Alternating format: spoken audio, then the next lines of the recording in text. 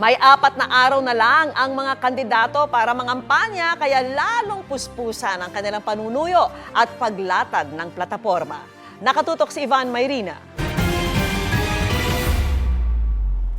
Paglaban sa korupsyon ang idiniin ni Ronel Arambulo, Representative Franz Castro at Liza Masa. Mga manggagawa ng kinumusta na Modi Floranda at Jerome Adonis, Free Health Sciences Education ang nais si Nars Alin Andamo sa Maynila. Kasama nila kahapon sa Laguna sina Representative Arlene Grosas, Teddy Casino, David De Angelo, Mimi Doringo, Amira Lidasan at Danilo Ramos. Nangampanya sa Cotabato si Senator Bong Revilla. Si Representative Bonifacio Busita, ligtas sa pagmamaneho ang advokasya.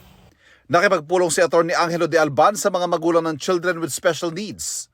Nag-motorcade sa ilang lugar sa Metro Manila sina Senator Bato de la Rosa, Atty. Raul Lambino, at Congressman Rodante Marcoleta.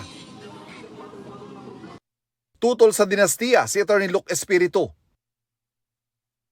Kapakanan ng urban poor ang idiniin ni Senator Bongo sa Makati kasama si Philip Salvador. Nais si Senador Lito Lapid na panatilihin ang mga traditional jeepney. Sa Iloilo ay binida ni Kiko Pangilinan ang kanyang track record. Kapayapaan at pagunlad sa Mindanao ang nais si Ariel Carubin. Pagboto ng tama ang binigyan din ni Senator Francis Tolentino. Nangako si Mama Aquino na palalakasin ang implementasyon ng libreng kolehiyo.